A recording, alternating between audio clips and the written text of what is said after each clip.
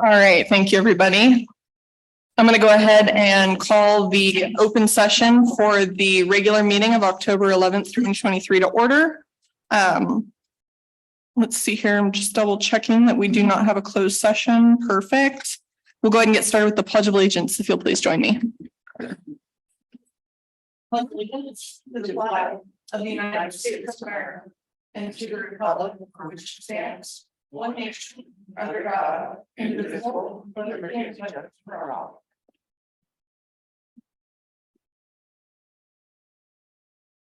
All right, well, we'll take a roll call, please.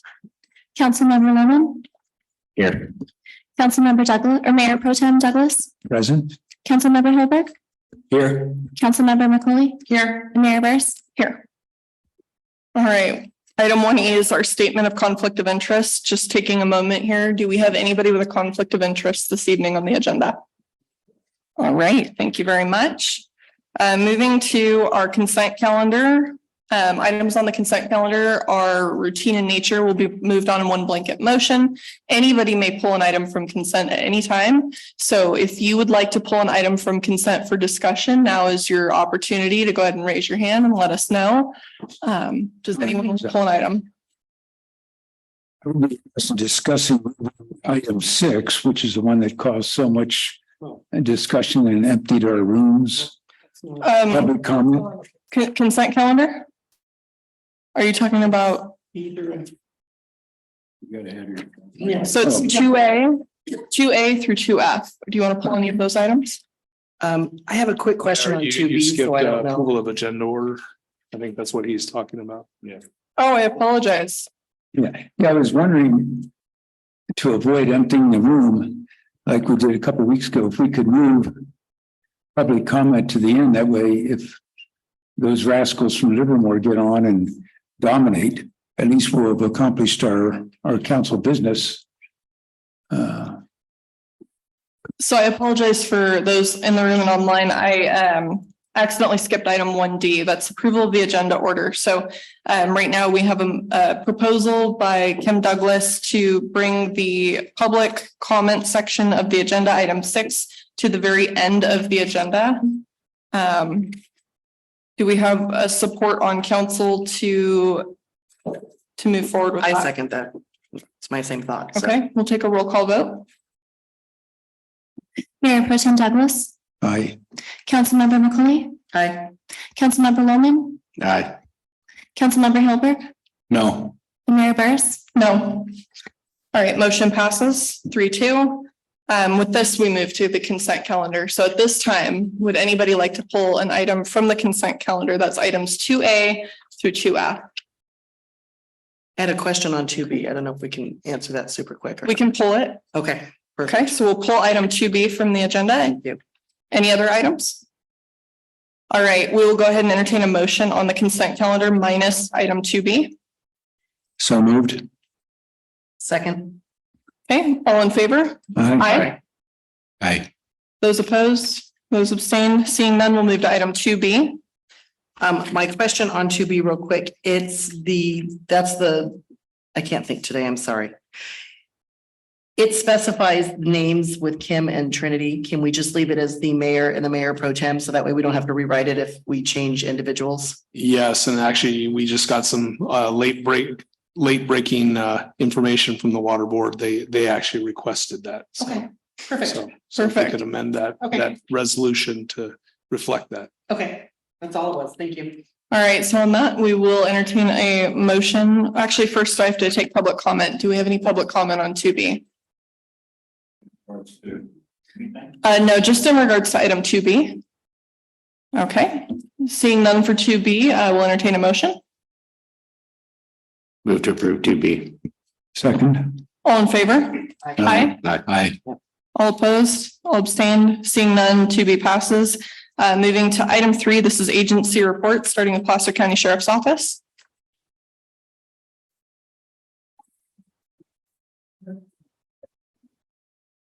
Thank you for having me.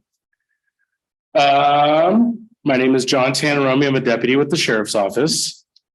And I have September stats.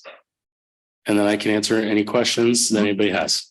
So in September, within the city of Colfax, the sheriff's office responded to and handled 153 calls for service. 12 reports were taken. 18 calls were due to transient related activity. 13 calls were suspicious activity. 9 were considered disturbances. There were 8 alarm calls and 11 traffic stops.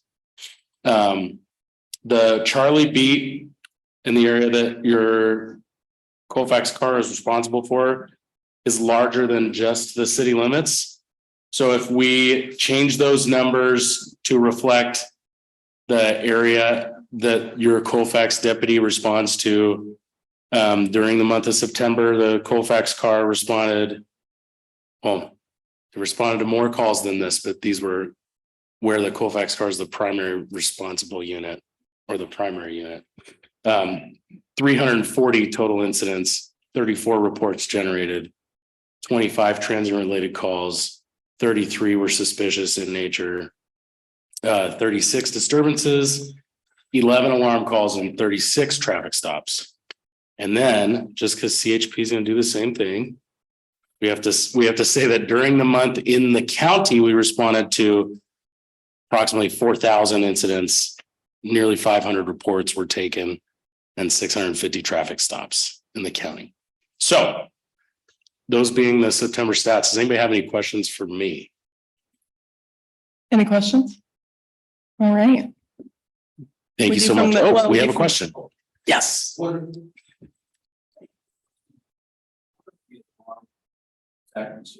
Okay, so that. Could you repeat the question just so the folks at home? Oh, know sorry. what it is? The question is regarding alarm calls. So I'm going to explain what an alarm call means to us. If you have an alarm company that monitors your system, if that alarm goes off like a burglar alarm, we would respond to that and consider an alarm call. Some people have alarms that are just audible, they're not monitored. And you hear that alarm going off, and then someone would call and say, hey, it's weird. I can hear an alarm going off at my neighbor's house and nobody's around. So that's another one. There are also robbery alarms where they need to be activated by a human being. So bank tellers have their secret buttons. Cashiers at convenience stores have secret buttons. That's another would be considered an alarm call. Yeah. That was an easy one. Do you have any more? I have one. What falls under your transient calls? What do those consist of? So when we, that's a good question. I believe it becomes considered transient related activity. When we clear a call, part of the clearance process is a question that says, is this transient related? And I think that box happened when the Board of Supervisors granted money for the Auburn pop cars, the problem-oriented policing. We have 4 deputies that primarily deal with transient related issues. So I think those stats were needed for that, and they've stuck with us. So if you check yes or no, I believe that's how it becomes transient related. And I don't think it's related to the caller's opinion. I think it's the responding deputy's opinion. If that. So if someone's loitering or doing in some place they shouldn't be in a public space, that would be a transient call. No. Or is it any call that consists of involvement of a transient? If I respond to a call and in the course of investigating whatever, I determine that the person involved in whatever kind of incident that it is, whether criminal or otherwise, is transient in that they don't have an address, they don't have a home, then I would check yes, and that would become a transient related call. So yeah, it would have to involve somebody who, by the definition of not having a home, then we would check yes. Thank you. Yeah. Yes. Too good. Uh-oh. Nope, you only get one. Well, they can get all time. Is it true that we still don't have Colfax PD protection, 1:30 to 6 in the morning. From 1, I think it's 1 to 6:30. I don't know when day shift comes on because I sleep then. The second part of the question, so if you get a call outside of the city limits between 1, thing.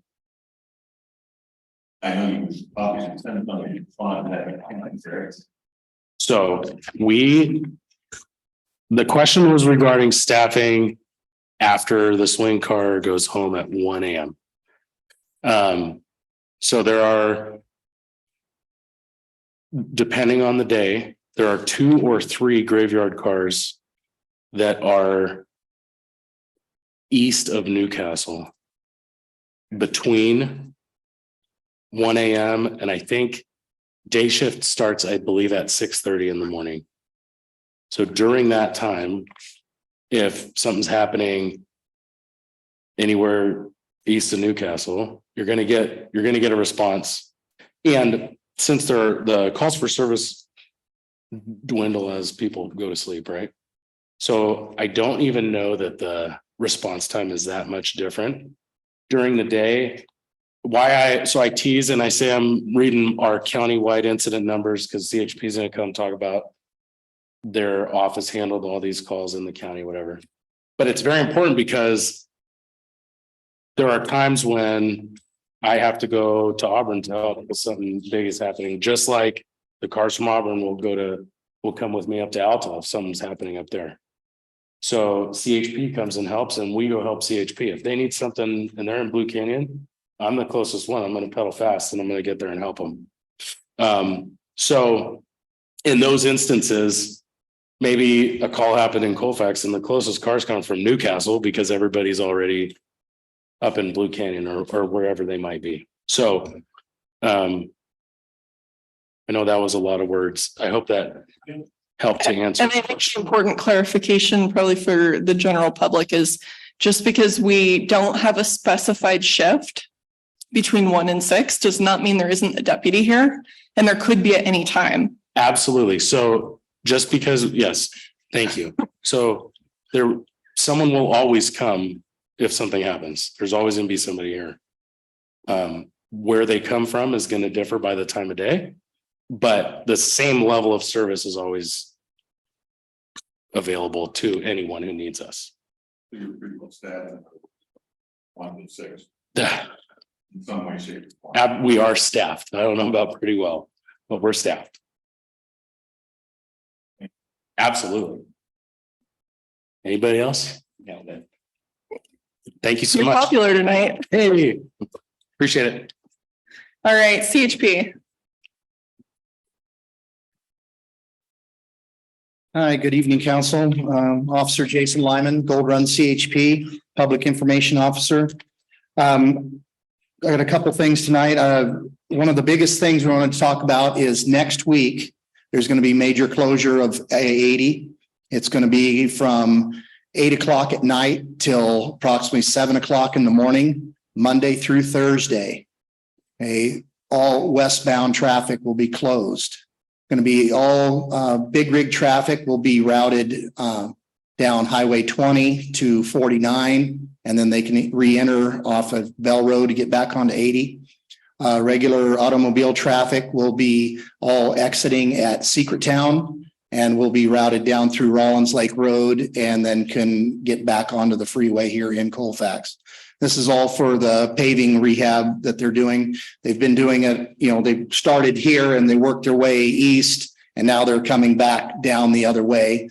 They were supposed to do this last week, but the project that they're working on up in 20 wasn't completed yet enough so they could run all the other traffic down there. So they had to postpone that a week. But coming down the 3-mile grade here from, Secret Town to Colfax, it's just too narrow and there's just not enough room to have all that equipment in there and be able to safely do their work. And so instead of dragging it out for weeks and trying to do one lane at a time and all that, they've decided to just hit it hard for 4 nights and hopefully have it all completed, the whole project there.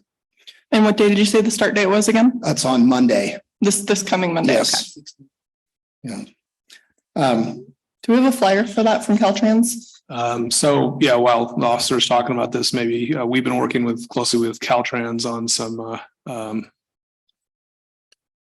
not as well planned intermittent closures of ramps over the last 2 weeks, and we think we've got that ironed out. There was some difficulty between multiple contractors on multiple different jobs, and so that's all being ironed out. That is different than this this much larger project. But we may still have some intermittent closures in the next few days. And but we've been assured by the district director that there will be clear changeable message signs that tell the motorists that, hey, you know, Canyon Way is closed, use 174 or vice versa, versus what happened in the last couple of weeks where there was really no notification and people felt that they couldn't get on or off the freeway at any one night, that they couldn't get off anywhere between Weimar and Alta. So we've been assured by Caltrans that won't happen again. So did we set a clear expectation that they're going to put the signage before Weimar? They're probably going to have the signage very close to where the closure is, as opposed to where they had it before was in Auburn, actually, that said construction ahead. And so they're going to have it in very close proximity, whether it be on a truck or in a sign, you know, just before that closure that says use the next exit, not the one that's closed. So that's at least the plan. You know, it's hasn't been executed yet. They were supposed to be out there last night and it was delayed due to rain. So it may be happening in the next nights. But again, that's different than this major closure next week. Yes, they've also already started posting on the overhead message boards about this on there, and there will be major signage come in. This is only westbound. It's not affecting eastbound traffic. And like I said, the truck traffic will all be diverted off on Highway 20, and the regular automobile traffic will be taken off at Secret Town and then routed down through Rollins Lake Road and around. For the larger projects, it's also my understanding that major media is involved and going to be having some news stories that are out on television and some other venues as well, similar to like the Bay Area closures, because it's a very large impact. And I think they're also going to be using the Caltrans radio network, the blue flashing things, to warn people well in advance that this is coming. Yes. And we have a question from the public real quick. Yes. The last couple of days I've gone on 174 to Grass Valley. They're doing 2 separate locations on Caltrans. I think it's Caltrans working road. Hopefully that's done before Monday.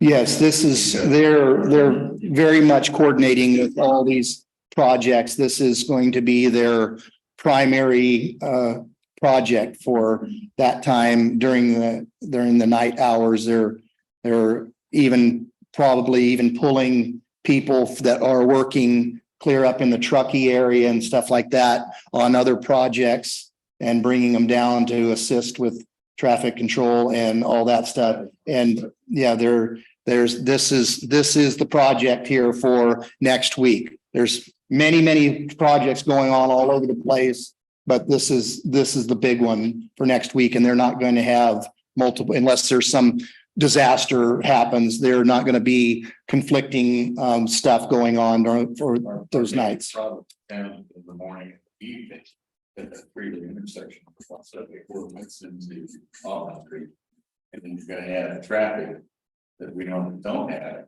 in abundance. It's almost a fist fight at that intersection every day. So just to clarify, the Secret Town 174 traffic that will be allowed through, that'll just be local traffic, correct? Or is it only trucks? Automobiles. So all trucks are being diverted at 20. Yes, but And- regular passenger vehicles will be all routed off there. Okay, so I'll reach out to the schools just to verify that they have some kind of a tardy plan in place for the kids, because And this will all be picked up by the latest 7 o'clock in the morning. It will probably be more like 6 o'clock in the morning that it will be opened up. It's not in, again, unless some catastrophe happens, The plan is they're wanting to do this, basically during the middle of the night while there's the least amount of traffic on the road. And that's why they did not do it on start Sunday night like they typically do. They wanted to not have any more of the vacationer traffic that's coming back from Tahoe or wherever. And so they tried to move it till Monday to relieve as much of that pressure as possible. I think we all appreciate it quite a lot. We do have it already on city social media, and Councilwoman McCauley is helping spread the word with that. And we'll also be sending it out on our MailChimp mail service as well to let people know. Perfect. So, Diane, did you have a question? Where does it start? At Secret Town, westbound at Secret Town. Yes, Yes. Secret Town is It's- just past us. Yeah, it's approximately 5 miles up the hill from here. And then that's where they're gonna start the paving from there all the way down here to Colfax. Oh, damn. Yes, only on the westbound side. Yes. Okay. Mhm. Any other questions on that? I've No, got a I think bunch we'll of- let you continue. I've got a bunch of our stats for the Gold Run area here for September. We issued 529 citations, had 4 DUI arrests. We had a total of 971 enforcement contacts, which involves all those that I just said, along with verbal warnings as well. And there was a total of 19 collisions, with 9 of them being injury collisions. But thankfully, we did not have any fatalities during the month of September. So we were quite busy. Any questions regarding that? No, All right. Thank you. Have a good evening. thank you. You too. All right, Placer County Fire Department, CAL FIRE. All right, good evening, Madam Mayor, City Council, City Manager, Jeff Loveless, Battalion Chief for CAL FIRE, Placer County Fire Department. As I normally do, start off with a little bit of some of the weather. Obviously, we got about 0.2 of precipitation for the last couple of days, which has significantly decreased some of our fire behavior or expectations for how big the fires would get. With this CAL FIRE side, for its peak staffing purposes, plans on going out of peak staffing on November 27th. Again, this is more of a tentative plan, but just some of the understanding with it. And then somewhere around the 24th of December, we'll go to 1 engine. For Colfax itself, this won't affect the staffing at all for the fire engines, not only the volunteer base, but at Station 30 at Colfax itself, none of the staffing will change. There will reduce 1 personnel on 1 of the engines, but you still have a full response there. And that doesn't change for any of the AMR response either. For aircraft, and the end of September, we did lose one of our Type 2 helicopters, which was out of Auburn. And then we will still continue one of the Type 1, which is the bigger helicopter out of Grass Valley, and that will go till the end of October. But as you see, the potential is really not there on the wildland side. For statistics, if you take a look at the chart on the screen there, Colfax itself ran, well, before I go into that, let me back up for just some of the understanding. Placer County Fire and Placer County in general, vegetation fires was 14 fires this whole month for a total of 7.63 acres. To kind of put that in perspective of this year versus last year, mosquito fire started on September 6th. So, and that one went 76,000 acres. So there's a little bit of a difference between this season and last. Which was a good thing. So that's why you'll see some of these stats when it comes to vegetation fires or fires itself a little bit on the lower side.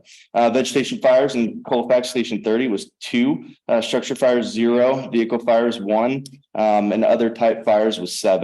We did have an uptick, however, in traffic collisions, whether that was a little bit of the weather driven or just personnel. I'm not exactly sure, but you heard it with CHP also, had an increase of traffic collision. We had that at 8, with medical rescues at 4, medical aids at 41 for a total of 88 incidents total. For Colfax in the city of Colfax, 0 vegetation, structure, or vehicle fires, but other type fires was 3, traffic collisions 9, medical rescues 3 with medical aids of 39 for a total of 60. And if you look on the bottom right-hand side, in the red, that is our volunteer base, that and the percentage that they did respond. So out of those response, they had 14 response for a total of 23%, which is, though it looks like a lower number, that still is for a volunteer base, a significantly high number for both of our volunteers.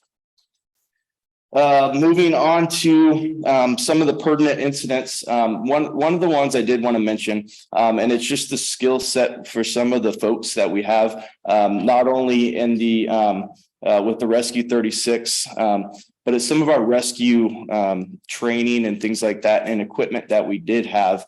We have a TRT, which is a tactical rescue team, that is able to do more of the ropes, the high, more low frequency, but high risk incidents. We did have one up there, Yankee Gyms, which was somebody that got lost gold mining off of Devil's Falls, which is at the end, across the bridge. Very steep, rugged terrain.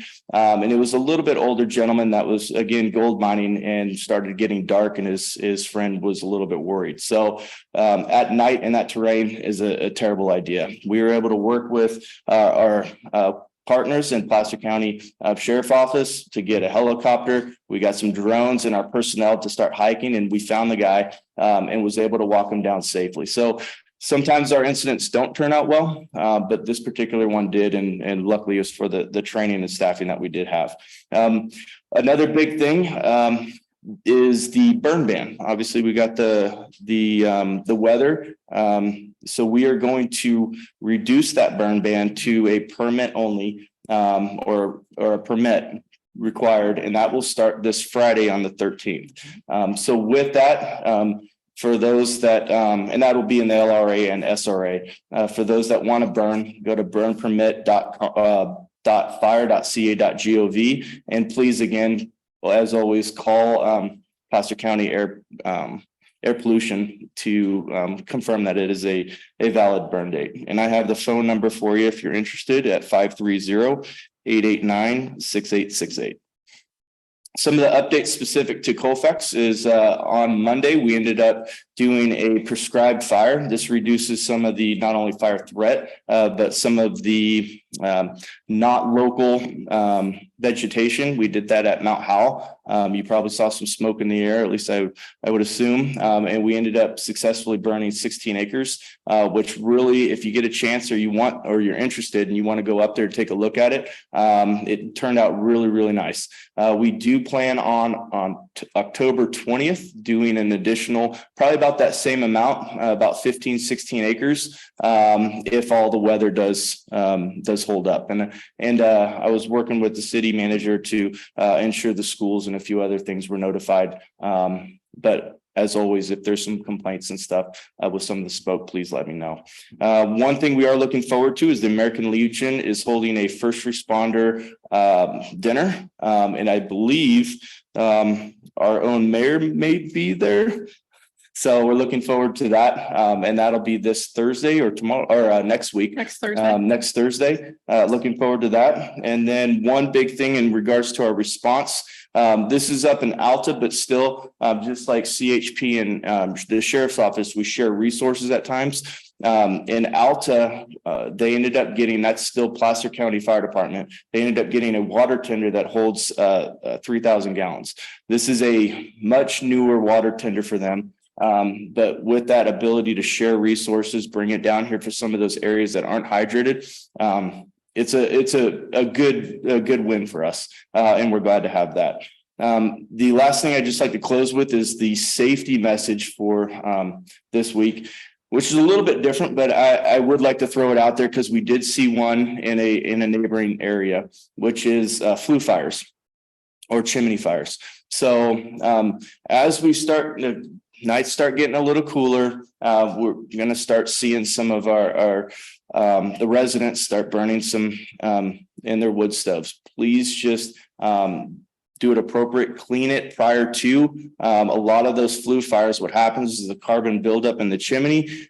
It gets hot enough to then actually burn, causing some fires that can go into the attic. So just a knowledge for the public that may not be used to it, or just a reminder for them. Other than that, that is the end of my report, and I will break for questions. Any questions? Jim? Does it help to throw ice cubes in the fire when there's a chimney fire? Jim Dion asked if throwing ice in the fire or in the chimney would help with a chimney fire.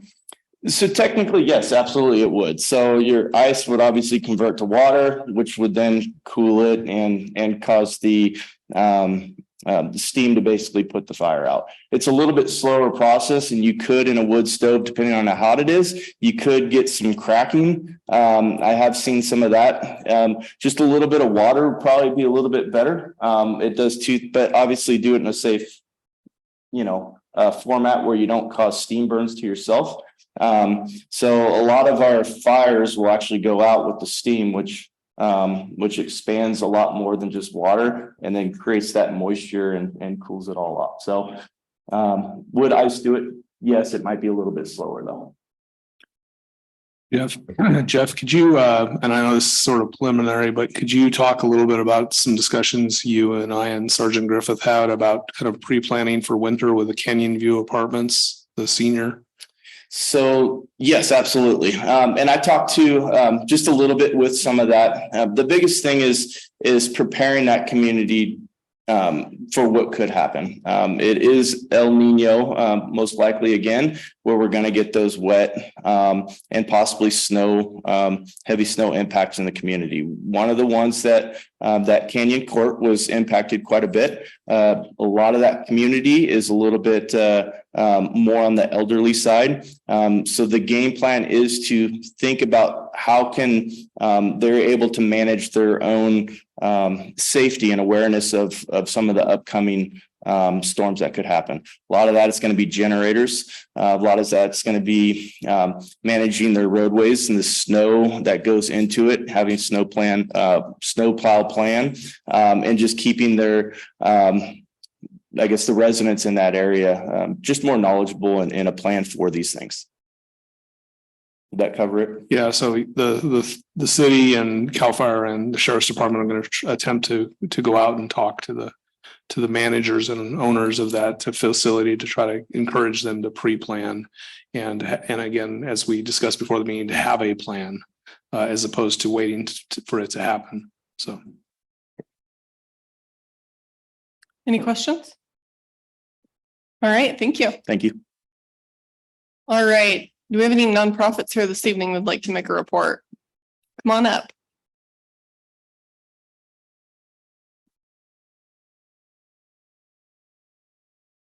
Good evening, Mayor, Council. Speaking of first responders appreciation dinner. Thank you. I'm Rick Tatro, Commander, Post 192, American Legion here in Colfax, and I'm here to bring you up to date on our dinner a week from tomorrow, October 19th, Thursday night. We are pushing about 70 people right now. We can get up to 100. So if you haven't put your call in, or if you have some more people, some friends, family want to go, we still have room. We appreciate the call in everybody has. We've heard from most of you. If there is anybody who is going to receive a Materius award and you need us to contact the Congressman's office to help out with that, or you can contact the mayor to help with that at the dinner. Anything else in there, Hank? Yeah. All right. That's all I have. Any questions? Tim, did you have one? Yeah, I hope to see you. It'll be fun. Thank you. Thank you. All right, I see the chamber here.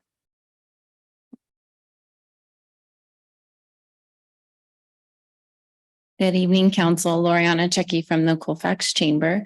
Wanted to stop and share a couple things that are up and coming. This weekend, we are going to be hosting an Oktoberfest in downtown on South Main Street. That's happening on the 14th from 12 to 6 p.m. And then the following weekend, we will be having a chili cook-off / community gathering at the Passenger Depot from 1 to 4 p.m. Family friendly event. Both of them are family friendly events. We are looking at coordinating a coffee and conversation on Thursday, November 2nd. In the beginning stages of planning that, and would really like to reach out to all of our nonprofits to attend, as well as our community members, so that we can kind of coordinate and collaborate on upcoming events. And then our last event of the year is our annual Winterfest, which will be held the second Saturday in December. So December 9th from 12 to 8 p.m. And that's it. Thank you. Do we have any other nonprofits here this evening to give a report? All right. Seeing none, we're going to go ahead and move to item 7. This is council and staff reports. So go ahead and start with Sean. At our last Fire Safe Council meeting, we got word that Caltrans is going to be moving forward with their fuel reduction project. They've already started doing a little bit of work, but they have planned to clear about 500 acres of right of way along the freeway from Colfax to Blue Canyon. They should be starting that work and working on it until it gets rained out, and then starting again in the spring. Hopefully by the time they're done with that section, they'll have the second part completed, and that'll go from Blue Canyon the rest of the way up the hill to the summit. Both sides of the freeway, and it should be really good for helping our fire protection along the city's easement to the freeway. So really exciting that project went through really fast. It was really surprising. Caltrans is really killing it recently with these projects. So that's all I guess have. we'll cut them a little slack for the Right, for the missing the putting up signs. Yeah, we do appreciate them. Yeah, that's all I had. Thank you. Thank you. Kim. Okay, on September 28th in Rockland, there was a meeting of Pioneer Energy, which, as a reminder, got started right here in Colfax. And when I was a vice president there, we were 6% below PG&E. And at the meeting a couple of weeks ago, we're now 16% below PG&E. So my absence has done wonders for Pioneer Energy. Eldorado County joined Pioneer, and they're 18% below PG&E. And in a couple of months, Eldorado County is going to vote at their city council meeting to decide if they are going to join. So it all started right here in Colfax. Let's see what else. Oh, one last thing. Pioneer is now selling light bulbs at half price. It's called Green Light, and they're the efficient light bulbs. So if you see any called Green Light, buy them because they're half price, and the money goes back to PG&E. Or no, PG&E's competitor, Pioneer. Thank you. Only that some of us are working very hard to gain more cooperation between the Sierra Vista Community Center and the city. That hasn't always been the case over the last 10 or 15 years, and we think we're making some progress. Thank you, Larry. I actually attended the chamber's meeting that they had a couple weeks ago, and just keep it on top of what they are up to. And they have lots of exciting plans that are coming through, and that they're working very hard to reach out more and more to the businesses and support them a little bit better. So. Wonderful. Let's see here. I don't have anything reportable this evening, so I'll skip straight over to Mike. All right, I have a little bit of a longer report than normal, so pardon for that, but although a couple of items already got covered. So just kind of a report of upcoming council items in the next few meetings, kind of through the end of the year. On October 27th, we'll have the mitigation fee program annual report. We'll have a bid for the grading and foundation work for the 2 metal buildings that the council already approved for the wastewater treatment plant and for the corporation yard. There is going to be an additional cost because that grading was originally planned to be done by staff, but it was not scoped properly, and we have to use an outside outside contractor to do that. So we'll be bringing that forward. On November 8th, most of that meeting is going to be dedicated to a closed session for the final interviews for the hopefully new city manager. So just kind of a heads up to the public that we're probably looking at a 2 to 4 hour closed session for that. There may be some minor items before that, but we're trying to clear that agenda for that specific purpose. On November 30th, as we discussed at the last meeting, we will be having a special council meeting as authorized by the council, at which we would handle the proposed city manager contract and as well as some issues, some items related to our general plan update. And then the last item to give you a heads up is on December 13th, which would be our last meeting of the year. We would have a update of the zoning map, which would correspond with all of the general plan and zoning changes that we've been going through of late.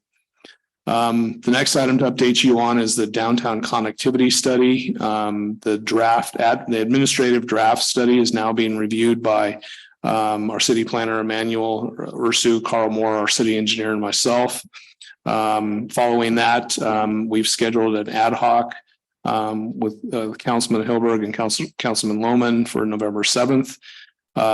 Following that, we go to our downtown advisory committee, which was created specifically for that study. That's likely to meet on November 16th. We're still working on a time and that everyone can make that. And then the intent would be then to present the draft report, if everything goes well, to the public at Winterfest. So kind of kicking that public review off and then bring it back for council adoption in January.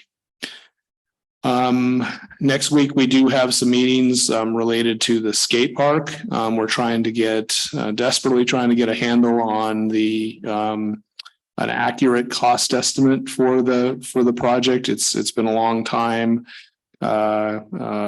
developing, and we really need to get sort of a handle on that to really know what type of funding gap we have. So we're working with Ty Connor and the construction industry representatives to try to get a handle on exactly what that's going to cost. As you know, we have a sewer fee update in process right now, and we may be bringing that back to the council in December. Not for sure yet. Could be January to kind of kick off that multi-meeting process to update our sewer fee. Related to our CDBG roadway project, we have finished final design. We're hoping to get bids out for that project also in December. So, bids might come back in the January timeframe and get that project under construction in the spring. Of course, our partners at the California Department of Housing and Community Development are taking a little longer, shocker, than expected on the contract for that, but it's okay. We're moving forward. Wanted to provide the council with I wanted to say an update on the FEMA hazard mitigation grant that you asked about last time. It's sort of an update. We're working with Placer OES to try to get a handle on schedule. Essentially, the response back from the state OES is that there is no schedule. It is in process, and this is not out of the ordinary, I guess, with FEMA. Their grant schedule is affected by how many disasters they have in the United States and how much money they have. And as we know, there's lots of disasters in the United States of late. And so it is in process. And we're going to try to gently start working with Congressman Kiley's office to see just generally without, we don't want to, get them angry or anything, or jeopardize our grant, but just kind of gently ask them when we might be see grants from the same tranche of grants that we applied for. When are those going to get considered? And we'll try to get something from the council. But it was the response was, this is normal for FEMA. They take forever. They've had our grant application since February of last year, and just shocking that that's normal. So that's that. The Solid Waste Coalition study working with Auburn and Loomis is underway, and we're hoping to get a kind of a feasibility study back and by the end of the year on that. Councilman or the Vice Mayor talked about Pioneer Energy. We were going to bring that back to the council because of an expansion into Nevada County. Nevada County just essentially voted to put that off, so we won't be bringing back anything to the council for any action on that. I don't know about El Dorado County, but I guess Nevada County's kind of said, well, we're just going to wait a bit. We are still looking into the feasibility of using CDBG funds to fund reconstruction of South Canyon Way, which is very important for many reasons: access to residents, access to our fire station, and other purposes. There's a slight issue with that project in that it is entirely within the Caltrans right of way. And so that adds an extra layer of complexity onto the project that we're trying to weave our way through. And the last couple things is, and I'll wrap up here, is we are going to be having a state inspection in the near future for our closed landfill. That's very important that we ensure that everything's going well there and all the mitigation plans are in place. We're also going to be having an inspection for our CalRecycle SB 1383 compliance to make sure we're recycling different facets of things in the community correctly and doing all we can to recycle things. And then last but not least, I actually will not be with you for the next council meeting in person. I'll be attending the Placer Business Alliance trip in Washington, D.C. I'm paying for that myself, but I will be on Zoom. So I will see you on Zoom for the meeting, for the next council meeting, if that's okay with you. Absolutely. Well, thank you. Do we have any questions for Mike? Sorry, that was a lot. All right. I'm sure we'll have 20 questions for you afterwards or later, so we can dig into a couple of those in more detail. But thank you for the report. I think with this, we'll go ahead and move directly into council business. We'll start with item 8A, and that's the draft environmental impact report for our general plan update.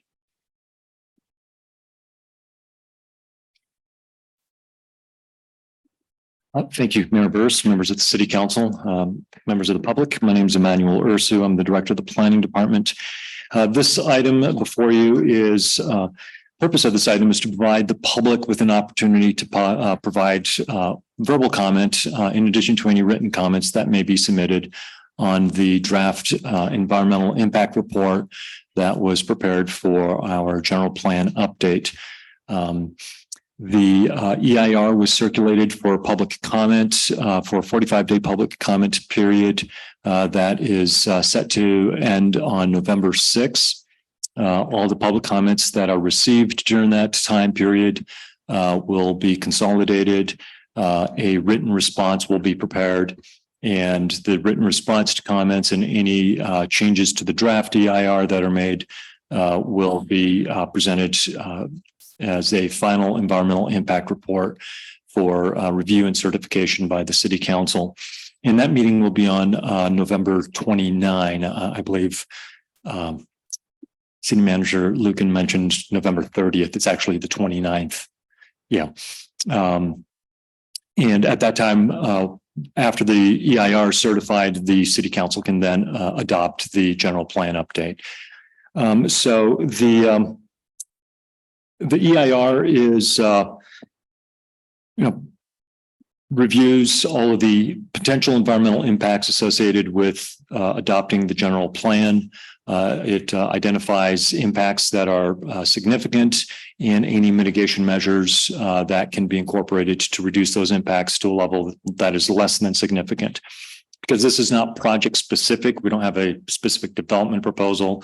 It's what's called a programmatic EIR, so it does look at things at more of a higher level in some topic areas.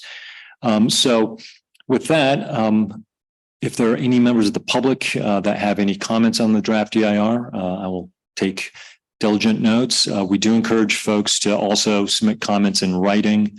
But the purpose of this agenda item was to, again, provide another avenue for members of the public to comment on this item. And we do have, I believe, Mark Teague from PlaceWorks, the consulting firm that prepared the EIR, that they're also online listening in, so they can hear the comments firsthand as well. Wonderful, thank you. So with that, do we have anybody in the room who would like to make any kind of comments on the environmental impact report draft? None? Okay. Any online? Nothing online. All right.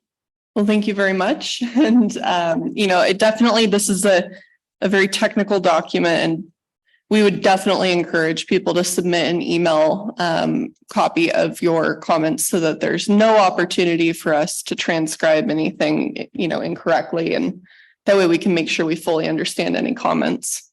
So thank you. Thank you. All right. Well, that closes item 8A. We're moving to item 8B. This is the item for Winterfest event fireworks funding. So we'll go ahead and have is the chamber presenting, or is this just a staff presentation? Staff. Just very quickly from staff, we've presented you kind of where we're at with the budget in terms of special events. That's in the staff report. Mhm. And I would leave it up to the chamber to present kind of what they have in mind for Winterfest. Perfect. Sorry to put you on the spot, Loriana. Good evening. So we have our annual Winterfest planned for the December 10th or 9th, excuse me. And every year we coordinate with other nonprofits to create the event. The Lions Clubs help with the parade. We have oftentimes the Friends of the Library for Santa, and we help manage typically the vendors, the planning process, and then the fireworks. So typically fundraising for that starts at the beginning of the year, right after the event ends, and that is the bulk of the cost for us. And so recently, obviously, everything has increased, and so this year we have asked for your support with funding the fireworks. And we have submitted a donation request as well as a firework bid. And the show that we were quoted, the ask is $7,000. So that's what we're submitting and sharing today. Are there any questions? All right. I just want to thank you for actually your very detailed request, because it was really cool to see exactly what it is you were putting, what the show was going to be and how much and what. So I appreciate the extra work that you put in to asking for a chunk of money from the city. So thank you. Well, thank you for considering it. One other thing I would mention is we're trying to, Tim and I are trying to see if we can dust off the old Winterfest banner and see if we can get it hung up here in town by any means possible, to see if we can do a little additional traditional advertising here in the community. I love it. So. All right. Back to council. Comments, questions, anything for Loriana? All right. If we have no questions or comments, I'll bring it to the public for questions and comments regarding the item. Great question. So this gentleman asked how we can be contacted. Our phone number is 530-265-346. Sorry, so many numbers. 530-346-8888. Yes. And then And then our email is Colfax area chamber at gmail.com. And we typically monitor both of those daily. Yeah. Wonderful. Well, thank you, Loriana. Do we have any other public comments or questions on this item before we move over to making a decision here? And there's nothing online. Okay. All right. Let's deliberate. Well, if we do their full 7,000, that leaves us at 10,500 for our remaining rest of the year, because the year just started. So just keep that in mind. That's all that we will have left. So put it into perspective. We can make budget amendments. Absolutely, but based on the numbers, that's where we're at. So I like numbers. And on that note, I think, as we come around into January, I think we're going to have a discussion about some potential budget amendments, because we've definitely had a lot of change of circumstance recently that we're going to need to make sure we incorporate for. I'm very supportive. Absolutely. I don't think there's much else to say from my end. Anyone want to share anything? I'd like to make a couple comments. It seems that we budgeted $20,000 in the last fiscal year for special events. Is that exactly how it's defined, special event support, or is it nonprofit, or how did we budget that? So it's kind of mushy. So what it started as was special events and nonprofits, and that was the original intention of that budget line item. Mm-hmm. It has evolved since then, and we specifically had a very lengthy council deliberation regarding the intention for the council to fund fireworks in the future.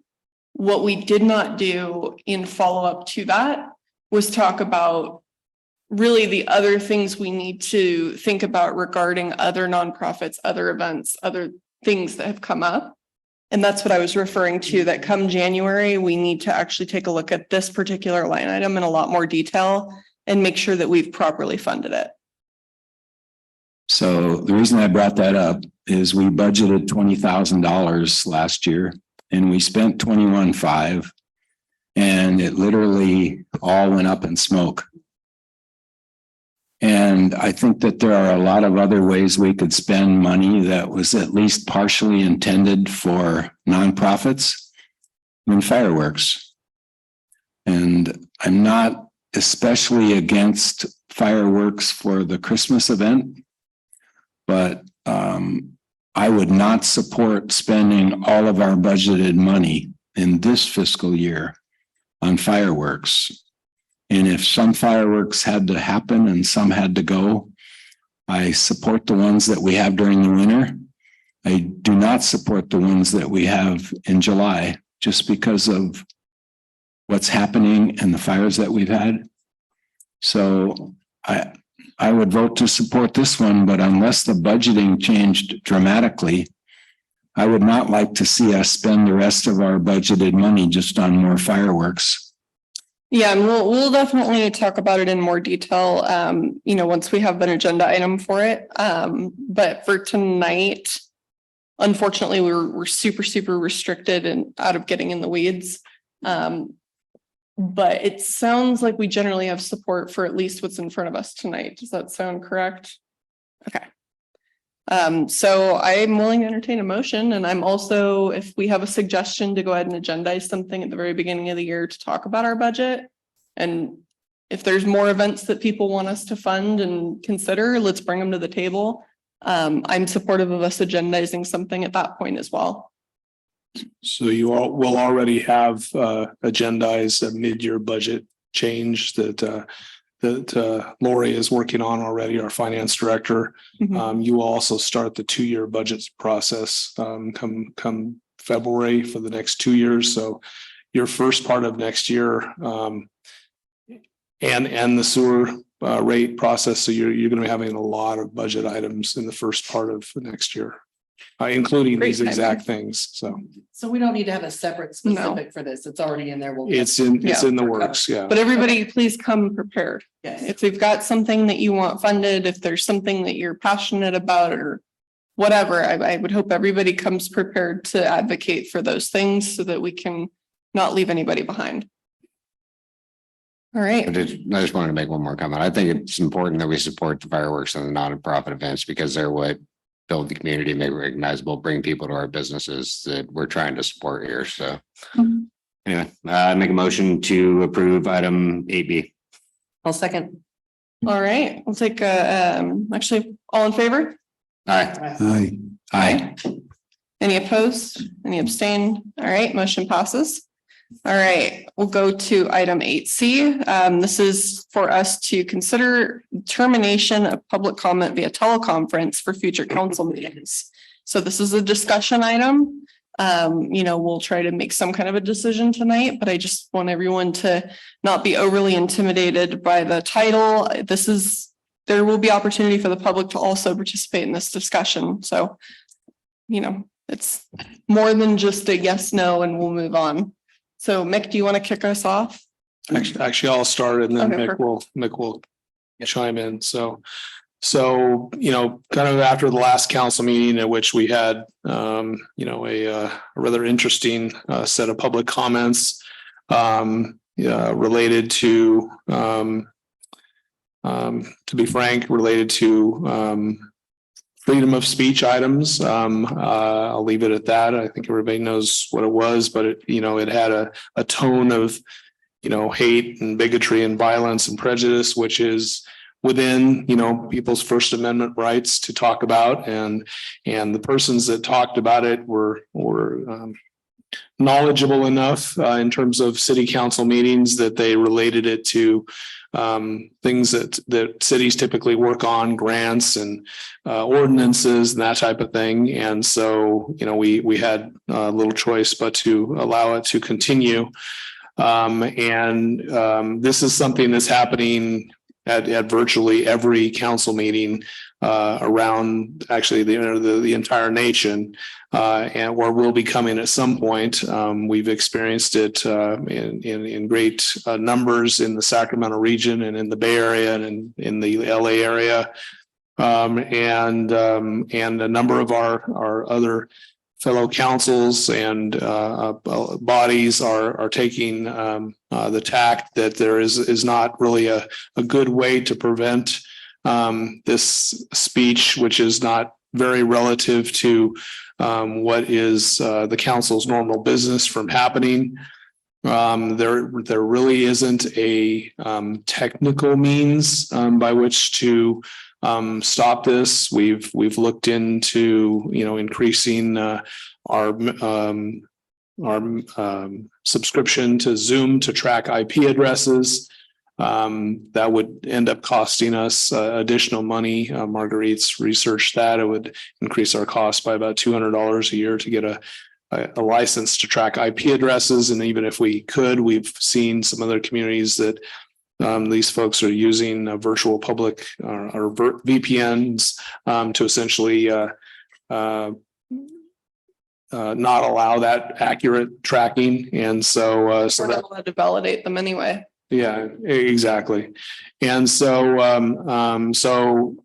it gives us a very unfortunate choice where we thought Zoom, from the pandemic would give our community and our residents and our businesses a very viable means to not have to leave their homes and to call in and provide public comment. It has, worked very well. But this is obviously a challenge to that. Within our county, the city of Roseville has canceled its Zoom ability. They actually did that much earlier.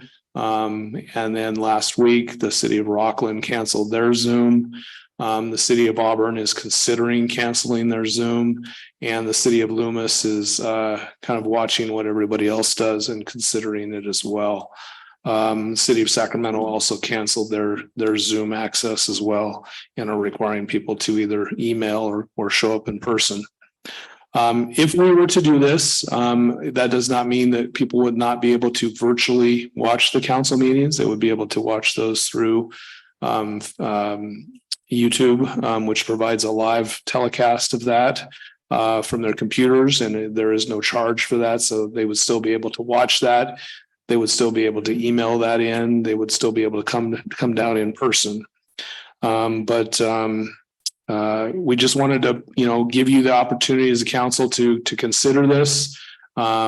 Staff's recommendation is to terminate, but it's only because there's really only, one choice, to terminate or to not terminate. And we don't really see a good way to prevent this from happening. With that, I think I'll turn it over to our city attorney to provide some additional comments. This is an exceptionally difficult legal issue. I've been on the phone and exchanging emails with other city attorneys. We're all kind of scratching our heads saying, okay, what is it that you can do about it? Hate speech, and this is that's what we're dealing with. Anti-Semitic racist speech is hate speech. It's legal. It's constitutionally protected. It can be unpleasant. It could be irritating. It can be infuriating. What courts have said for a long time, the most uncomfortable speech is that which needs the most protection. And that's really what we're dealing with here. Couple of examples you probably all remember in Skokie, Illinois. It was a town that had a very large population of Holocaust survivors. And the Nazi Party wanted to do a demonstration and pass out anti-Semitic literature. And the Supreme Court said, yeah, that's okay. That's constitutionally protected. Another one, guy sat in a meeting and gave the Nazi salute the entire time. And the entire time until they had him forcibly removed. Court said he was improperly removed. He had the right to sit there because he wasn't disrupting council business. Fundamentally, the city is government, and the First Amendment restricts the ability of government to abridge freedom of speech. So you are in the same position as the state government and the federal government in that regard. Now, we started to talk about this a little bit last time. Whatever comments you receive have to be within the subject matter jurisdiction of the city. But that's really broad, especially when it comes in during normal public comment. For example, this council could adopt a resolution condemning anti-Semitic speech, couldn't it? I mean, nobody would argue with that. Once that door is open, though, the other side has the opportunity to comment, as hateful as it may be. They have that. If you entertain one side, you got to entertain the other. And if you're going to try to cut off what somebody is saying, at what point do you do that?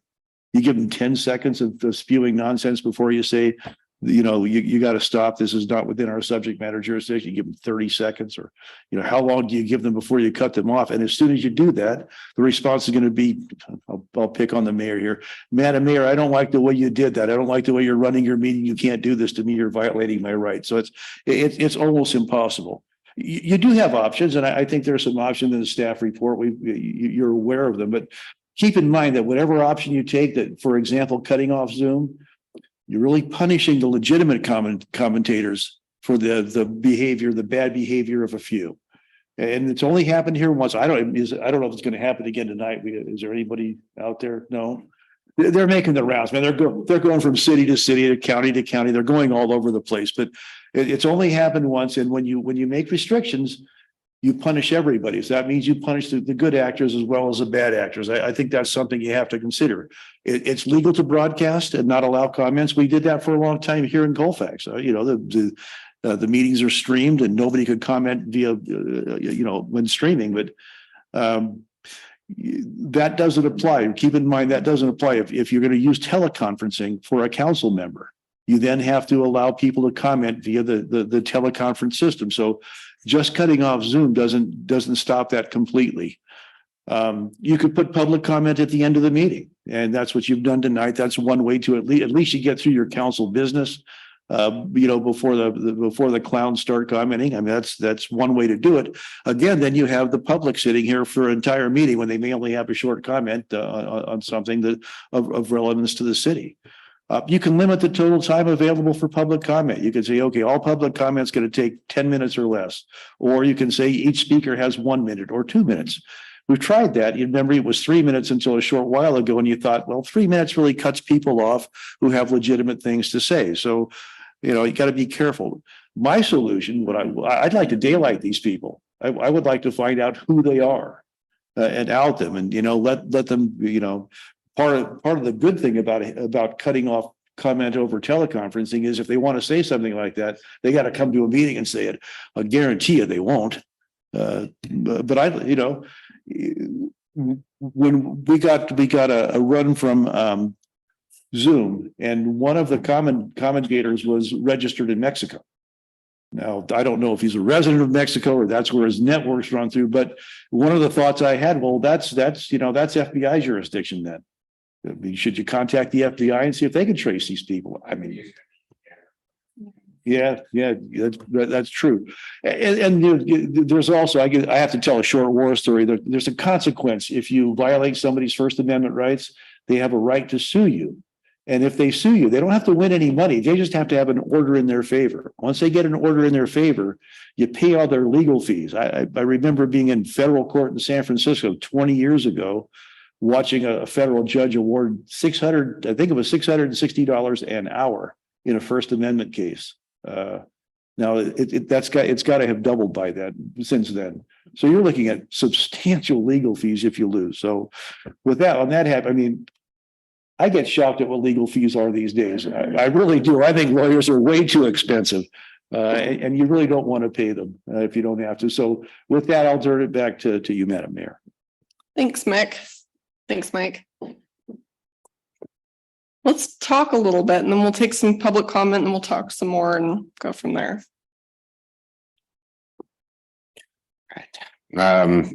I don't think we should stop doing the Zoom. I think we get enough public interaction on that it's a beneficial thing for us. We have a lot of elderly residents that can't come in. We're not currently streaming on a cable site. And even if we cut Zoom off, these people can email their comments in, and then you got to force Marguerite or the city manager to read them. And they have to sit there and read them for 5 minutes. So Yeah, as long as they have something to retain. So no matter what, if these people really want to get their comments out, they're going to do it. So why would you want to punish somebody for being, punish the entire community for one or two bad actors when you can deal with them by just not acknowledging them? Let them talk. You know, people can leave. People don't have to listen to it. We can sit here and talk while they're talking. We don't have to be respectful of their time if they're not being respectful of ours. So there's lots of other options and things we could work out, I think, besides cutting off Zoom and cutting off commenting. You do not have to read their comments. That's a practice the city's adopted, but you don't have, if you get a comment via Zoom or a written comment, you don't have to read them out loud. You can just say, we've received. Yeah, we can just say, look, we received X public comments and they'll be part of the public record. But then we're still punishing people who are trying to actively participate because, I don't know. I take the stance that we've now experienced it. It was a learning moment. And if it happens again, we will handle it better than last time. Because it won't be a shock and a surprise. It was complete shock. I mean, I hadn't heard about any of that happening. I was just I was blown away that somebody would take that time, but they know it's the only way they're going to get that absurd message out. And the only way they can force people to hear it in this day and age. By taking over public comment time. So I know I definitely could have probably handled the meeting better. It definitely caught me pretty badly off guard and I did not do my best performance. But it is what it is. And you have a right to be trash and spew trash and that's your choice. And we can also say that we think your opinion is trash. It's not classy, but we can do it. And if you're going to get up here and spew hate speech, I'm going to share my opinion too. And I'm okay with keeping the Zoom comments. So that's where I'm at. Cool. Yeah, I want to agree with that. I think that stopping Zoom is an overreaction. It's a knee-jerk reaction based upon a one-time occurrence. And as ugly as it was, I believe public comment is more important than my time and what I'm forced to listen to, because stopping is like throwing out the baby with the bathwater. And I don't support that. I think we ought to keep it open. It only happened one time and maybe it'll happen again, but I believe stopping it is an overreaction to a one-time occurrence. And I don't care what the other communities do. I care more about public comment and making it easy. And that was the reason I voted no against Kim's idea, even putting it at the end. I want it to be earlier and leave it right where it is. I came out on the short end of that vote, but I don't think people should have to wait until the very end of the meeting to offer public comment. I agree. I would say that I agree. And I think that I just lost my train of thought. So I'm going to pass it back over to you. I just don't think we need to punish the community as a whole because Yeah. we have some people that have no connection to us trying to take advantage of it. I think it's something we can readdress if it was to happen Yeah. again and deal with it down the line. I think we've got too many families and those that choose not to drive at night that we Yeah. shouldn't be punishing them. Because I know I sure couldn't come to meetings for the longest time when my kids were little, but I definitely watched them online. And it's not fair to make them wait 2 more weeks to have their comment Yeah. shared when whatever they want to comment on is long gone. at that Happening in point that time. moment too. Yeah. Yeah, no, and then to top that off, if we're gonna have council members able to participate remotely, everyone goes through personal circumstance from time to time. This is a good council that shows up. And if, someone's having surgery or any other number of things, we have a lot of issues that I think are very important that we have entire council participation. And I don't want to lose the opportunity to have the entire council participate because we were afraid of a few people who wanted to talk some smack and make themselves look bad in front of the general public. Sounds like a them problem. So I don't want to make it everyone else's problem. I just had one brief question I forgot to ask. Typically, if we know how many people are watching us on Zoom in an average meeting, do we know that information? Or I would like to know that information if we don't have it. It's approximately, I would say about 5 each meeting. Well, and that doesn't tell us how many people go back after the fact and watch them, because I know I certainly watched them after the fact. Sometimes it Correct. wasn't always that same night. Look how many people are in here. That's half our audience. Right. We get people on Facebook and stuff too, and they know that while they're watching on social media, they always have the option to log in on Zoom if they care and participate. So, I think that one of the things we also need to remember is that the Brown Act has been very clear that if public comment is so disruptive that we cannot continue to run the meeting, we can shut it down in those circumstances, clear the room, wait for everybody to calm down and bring everybody back. And that might be enough to put it into it. So, should we take some? Go ahead. I just have one question for Mick. So that person chose to use AI generated voices to talk. Is there anything we can do against that? It doesn't have to be their personal voice. Okay, just wanted to make sure. Could be a disability He accommodation. was taking advantage of that. The 2 people that were on there were taking advantage of that to extend their time by speaking in multiple false accounts. That's the only problem that I really see that's hard to stop. So, Yeah, it can be one person and it looks like 50. yeah, exactly. From my digging, when I just did a bunch of, Google searching today, it said that it kind of started back in about May when it started happening. And most of it definitely is centered around California. But I also didn't see a lot of current ones after the one that we had. Everything seemed to have happened beforehand. So I don't know if there's not been a lot since our incident 2 weeks ago. I didn't see any reports of it. So I don't know if they kind of are going to take a little break but I mean, it started in May and it took all the way till, the end of September to get around to us. So even if they're making the rounds, I think we may have some time. I think part of that too is it's not news anymore. Right. Yeah. It's just Shocking. Nobody cares. nobody cares anymore. Yeah. Well, and one of the other things too that we have at our disposal is if we see that we've got a high volume of public comment online, we do have the option for the sake of efficiency of the meeting to limit the duration of public comment either as a whole or individually. And so if it comes down to it, we can limit the total public comment time and take the comments that we're aware of that are relevant to the city first, and then the unknown comments after. And if they run out of time, that sounds like, again, not the problem of the citizens who showed up to the meeting to have a meeting. So we got a few options here, but I think Zoom's not sounding very popular to terminate tonight. Let's take some public comment if we have any. And then go ahead. In my opinion yet. My first reaction was just because a person has a right to say something doesn't mean he is right in saying it. My recommendation would be to take staff's recommendation, cancel it for 2 months and then bring it back. Thank you. Does the public have an opinion? Come on up to the podium. Everybody can share their opinion and we'll go from there. I'm sure do we have anyone online with opinions too? We'll take them after. Okay. Hello, everybody.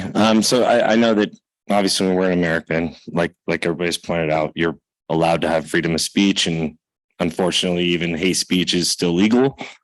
But what I don't understand is I mean, I know it is important because a lot of people can't make it to the meetings, to have it online, to have it either on broadcast on YouTube or on Zoom or any of these open channels. But when you do that, it does create almost an impossibility, like you've now seen, to narrow down hate speech or somebody who might be able to do that. In regards to that, the opposite of it is, I mean, there's only 6 of us here. That's partly because they have other options. I mean, yeah, it's only 5 other people, sure, but it might make more people come to the meeting.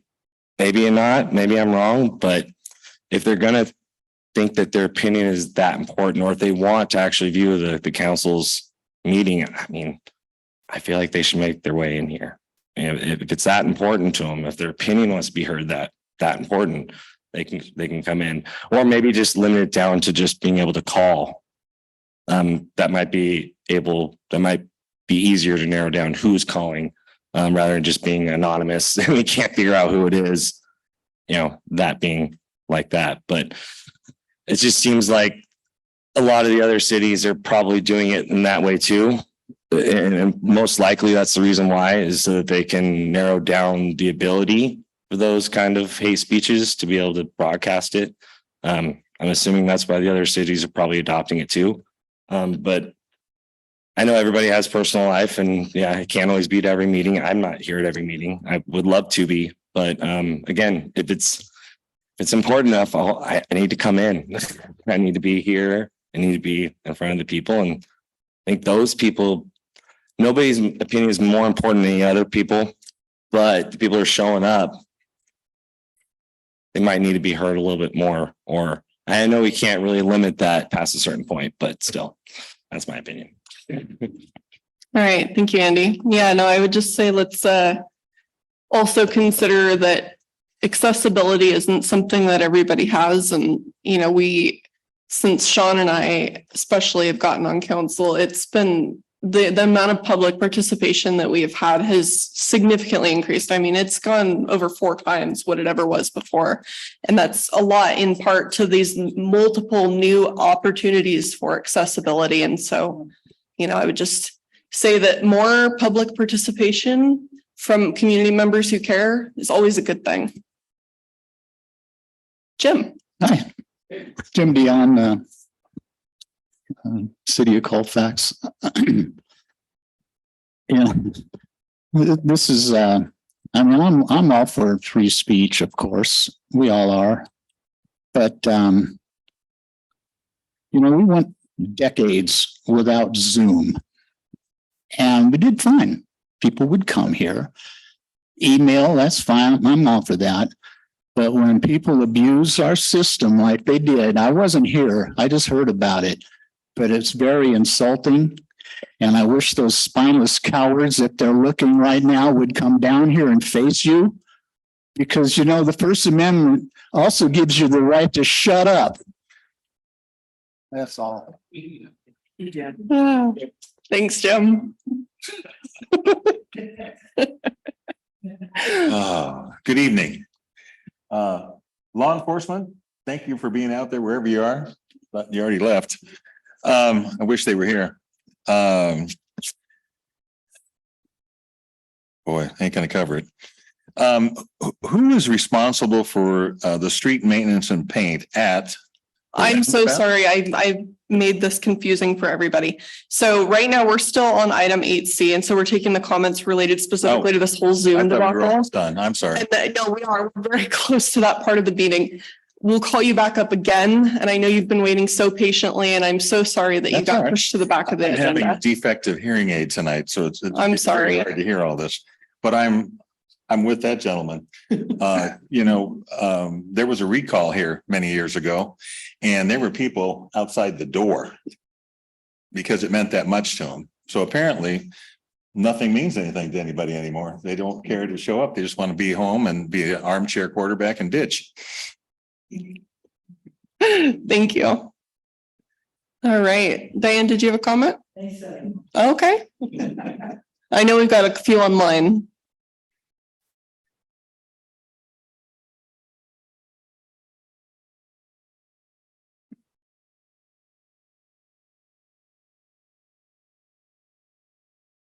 Hey, Parnham, go ahead.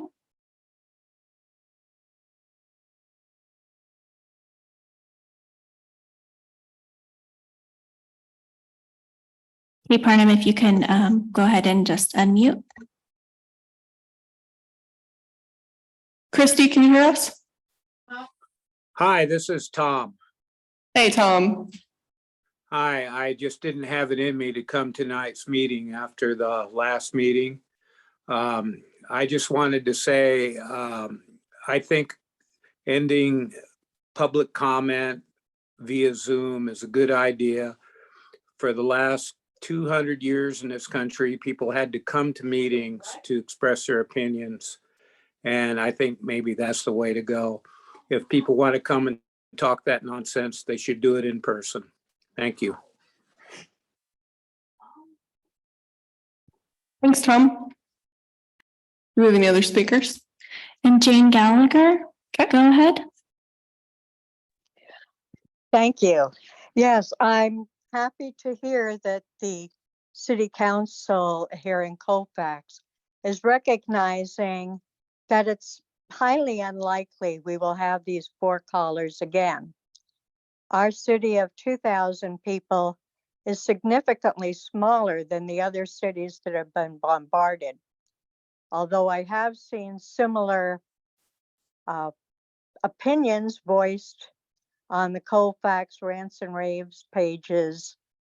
And I have heard that there were flyers indicating these same subjects were supported by people. Flyers were handed out maybe a couple years ago around the Floyd George.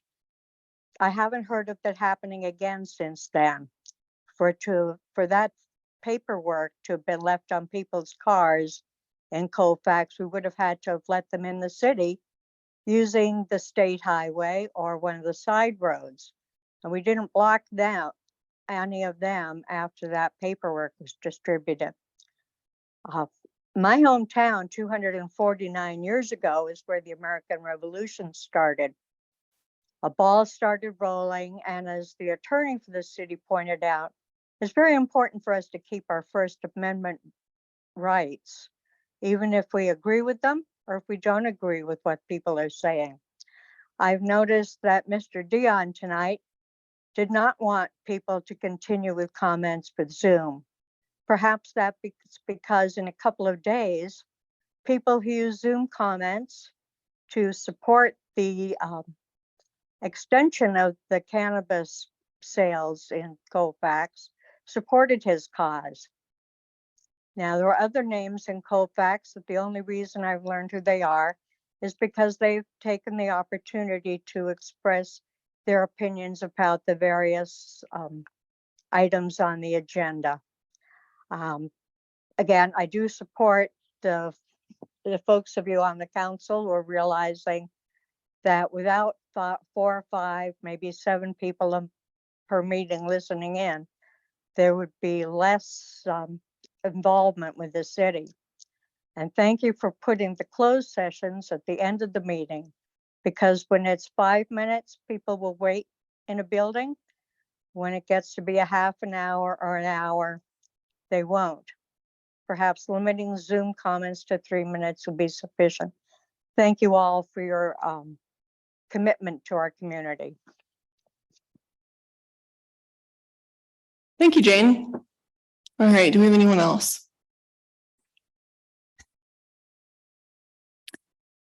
Emma, go ahead.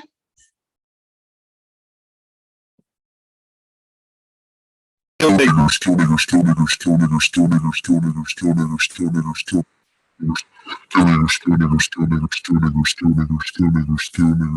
Black people, I hate black people. Kill all black people. George Floyd deserved it. George Floyd deserved it. KKK. I'm a Nazi. Fuck all niggers. I hate niggers. Kill niggers. Kill Emma, black I'm people. sorry. It Kill seems like you're having Mexicans. some You kind of fucking beaners. an audio White issue. power. White power. Understand you. So maybe Fuck if Hitler. you Fuck write Hitler. comments in writing. Shut the fuck up, you fat So bitch. we'll Shut up. take those in Shut up, writing. bitch. Shut Can't up. understand Shut the fuck up. what's being said. Shut up. Shut up. Okay, and that was the, Yeah, I'm sorry, still can't understand. There's something wrong with your audio device. You're more than welcome to comment again if you can get it fixed, or if you want to submit something in writing. and that was the only comment, Oh, okay. or the only other raised hand. All right. Well, sounds like we're time to make a decision. Do I have anyone who wants to make any kind of a motion? Oh wait, Kim, did you already move? What was your motion? You made, My motion was to go with this recommendation and bring it back in 2 months. Okay, I'm gonna make an alternate motion, that we do not terminate Zoom at this time. And that we can reconsider in 2 months still if we want, but I don't want to terminate it tonight. Second. Okay. So what we would do is we'll take a vote on the first and then we would come to the second motion. So, There's no second first. oh, There's the only second. I apologize. And I didn't give a fair opportunity. So did we have a motion? I mean, a second on the first motion? We did not. Okay. So we'll take a roll call on the second motion. Mayor Burris, That's aye. Councilmember Lemon, Aye. and Mayor Pro Tem Douglas, Aye. and Councilmember Hilberg, Aye. Councilmember McCauley. Aye. All right, motion passes.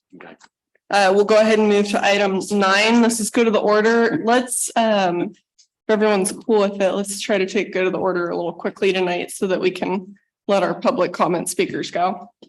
Got nothing. Very briefly, I watched channel 13 this morning, and there was a 3-minute video dedicated to the Colfax area. $35 million has been allocated to build a bridge nearby over the American River. And they did a wonderful video of it, of the old bridge and the new one, what the new one will look like. One of these meetings, if so desired, we could put it on at the end and show that wonderful video. They're replacing Yankee Jim's bridge. That's all.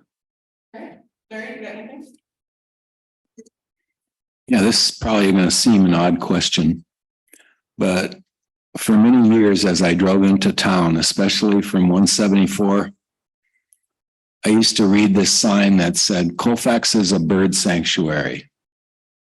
And I thought, what does that mean? And I found that we have an ordinance that says we're a bird sanctuary. And I'm just curious why the signs came down. Is that, I don't know why that happened or how that happened, but I have no idea other than that probably nobody said anything about it and they got knocked down and didn't put them back up. it's But just, maybe- Yeah, I'm interested in what does a bird sanctuary mean? Larry, I heard that some of the fireworks knocked the signs down. Kim and his Kim jokes again. All right. we can look into it and get back to you. So. Yeah, I'd like kind of to know and if we are, why don't we have a sign? And if we don't want to be, we should change the ordinance. Here, what specifies birds? Can I get an email? I mean, just asking. Pigeon. Yeah, because we need more livestock and fowl downtown. That'll definitely help with our wildlife situation. I'm sure you could convince people for a variance for an emu. Do you have anything else for good to the order, Larry? No. All right, Carolyn? I got nothing. All right, I got nothing. Mike, you got anything? Just to answer, one of the council members asked a question this week about who picks up trash on the roadways. And the answer to that is if it's a state highway, Caltrans picks up the trash. If it's a local roadway, our public works crew picks up the trash. And Kim's wife.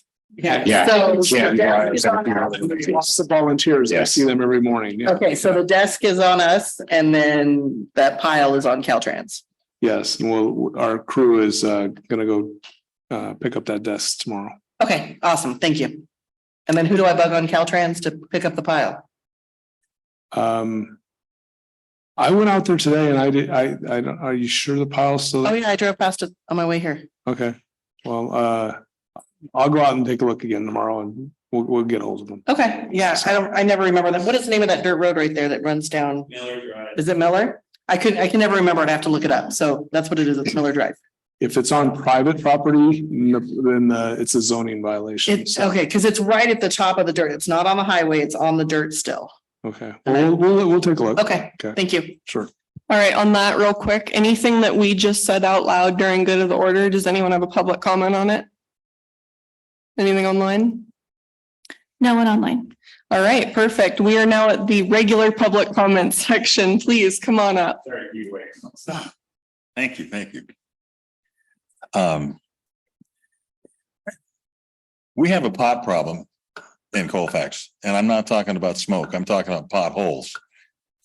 We have, So can I you, mean, it's an can you state epidemic. your name? for the I've record? lived here since '87, and I've heard countless times that this is going to happen and that's going to happen. And I don't know the reasons why it hasn't happened, but I just know it hasn't happened. Which brings me to the other problem we have. We have a lack of paint on the street, especially coming off the freeway. We have a billboard that says Colfax next exit. And when you get off, there's not even paint to stop. There's no sign to come up to Colfax. It's just that you're sitting there in the middle of nowhere. And I don't know whose responsibility this is, but it's got to be somebody's. And either we got to get to face with Caltrans and tell them, hey, this is a situation that needs to be corrected. And, you know, I'm sorry the law enforcement guy is gone, but he said they had 14 traffic stops. Well, he could do 14 right at the intersection of the bridge and Union 76. I can't tell you how many people have come off that freeway through the roundabout and drove right through that stop sign while I'm sitting there waiting to turn left. Broadside Central. And the stop sign by the Union 76 station is set in such a weird position that you don't really see it that well if you're not familiar with our place. Rockland has a solution. They have these little flashing lights around their stop signs in hard to see areas. I'm thinking we need that. That's an easy The other implement. thing we need to consider is when they come off the freeway, doing the eastbound off ramp thing. Okay. At 174, correct? Not Canyon? No, Interstate 80 coming off. Coming off to at the 174 exit? You go by Valero and the liquor Yes, store okay. and then, okay. I'm surprised that my neighbor Cal Fire isn't there more for traffic wrecks because people come off that thing flying. And if you happen to live off a Canyon Way and you're waiting to turn left when the parade comes from school or whatever the hell it is they're doing, they're mean as hell. It got so bad the other day that I actually got out of my vehicle and walked back to somebody and said, what are you doing? It's that bad. So tonight, when I asked the question about the traffic being controlled, I can only imagine what's going to happen. And yeah, sure, everybody's supposed to be off there by 6 o'clock. Well, not according to our street. Our streets are packed with people at 7 o'clock. So, and the other thing, while I'm at it, I got 2 minutes and 47 seconds left. We have this beautiful billboard up there. Okay, I'm in advertising. Okay, been doing this for only 40 years. You can't read the small words on the, I'm like, really?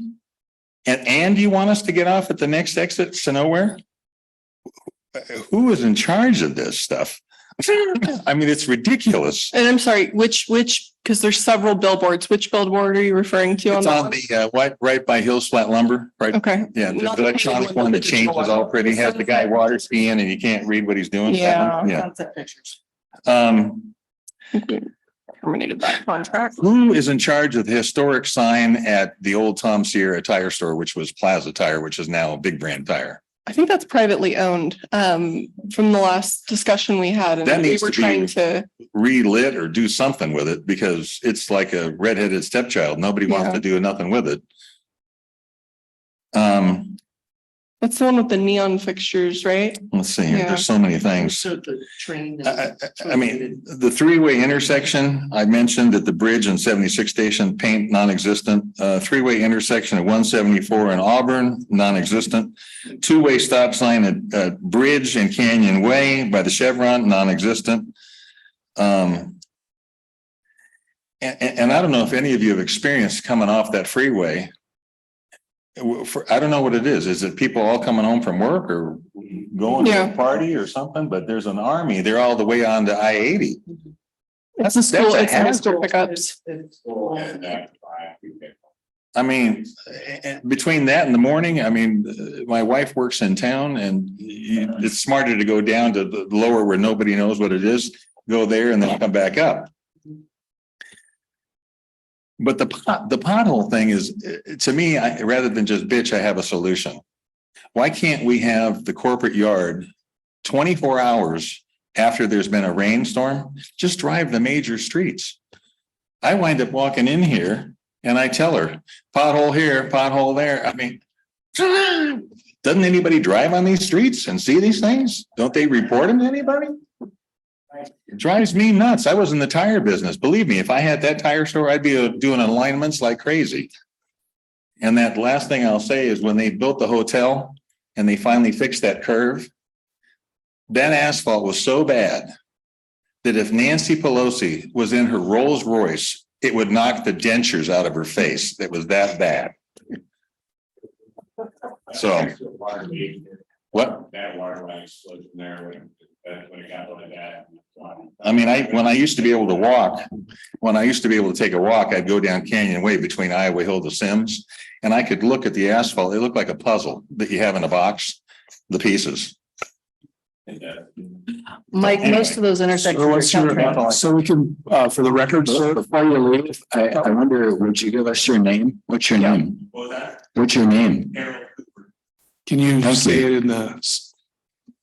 I've lived in Colfax area for 36 years. So Harold Cooper? Do you want me to? Thank you Do you want me to address? Do That's fine. Go for it. you want me to? Do you want me to? Can you address? Respond to- Yeah. Oh, okay.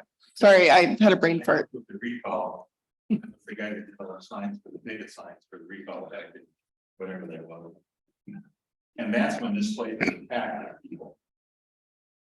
All right, so I think Mike has a couple of answers and maybe even a couple questions, so. Oh, sure. So, so most of the roadways that you talked about, all the freeway off ramps, everything on related to those intersections, that is all within the Caltrans right of way, and we don't have any jurisdiction over any of that, other than we can recommend. What is our nagging protocol? Let's, Well, I can tell you, for some reason, Caltrans isn't painting anything anywhere.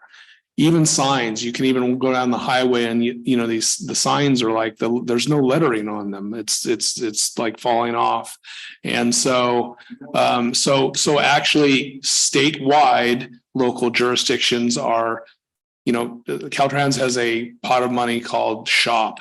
And it's supposed to pay for maintenance of roadways and signs and striping and everything else. And they're focusing entirely on roadways, but they're not doing anything with paint or signs or anything like that. So it's a huge issue.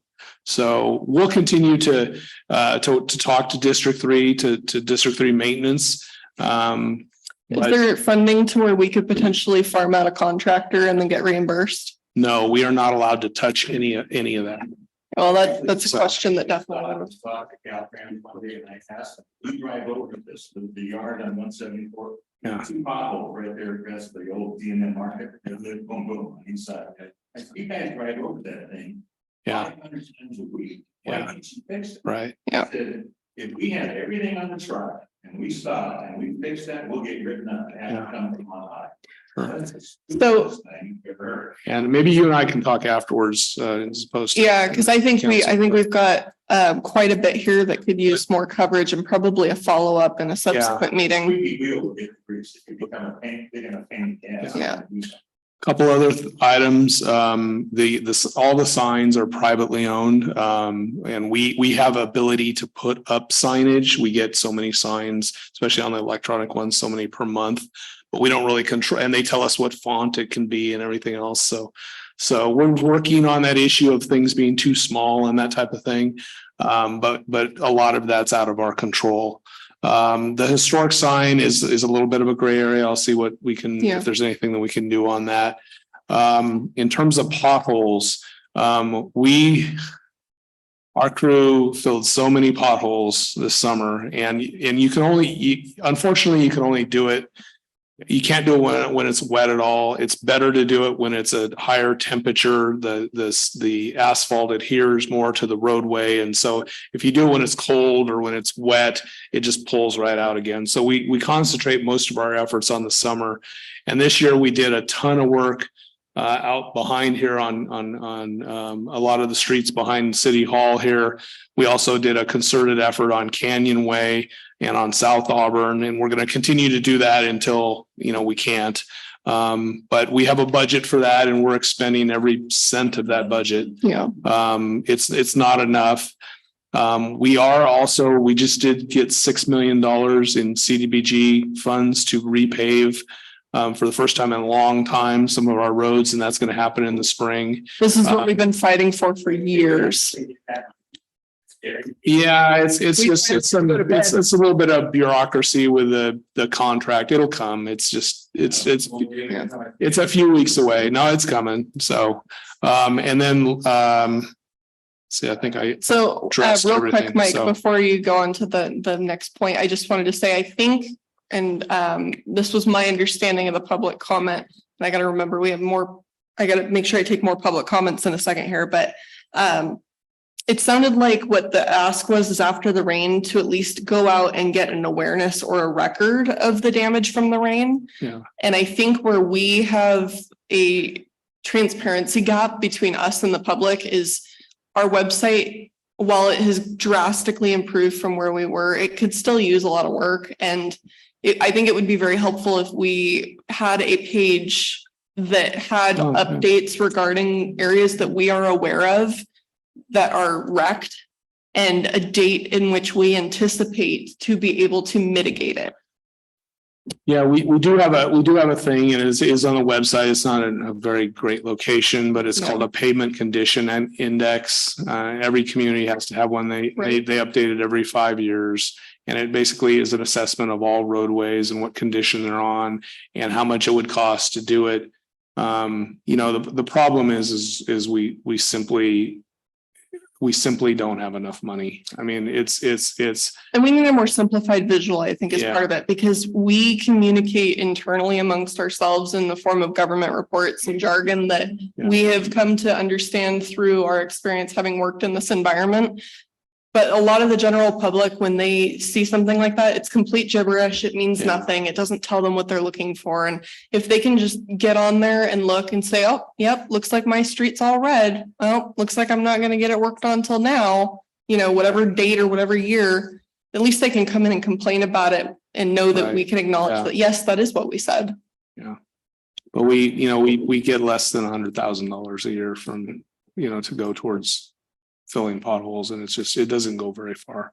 Well, maybe but we can certainly do about a lot better job at displaying that on the website. And I'm sorry, I will digress and let you finish your comment so we can take the rest of the public comment. I think I hit everything. I took a lot of notes, so we'll look into all those items.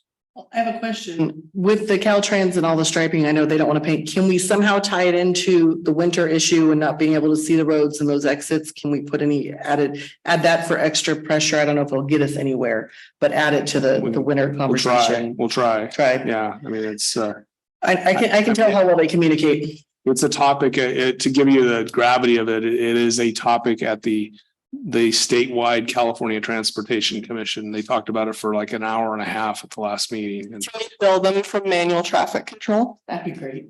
Because we could hire private traffic control. You're actually prohibited from doing traffic control on the state house. They covered their basically on everything. Can we do it as a mitigation on our property if we stand on the other side?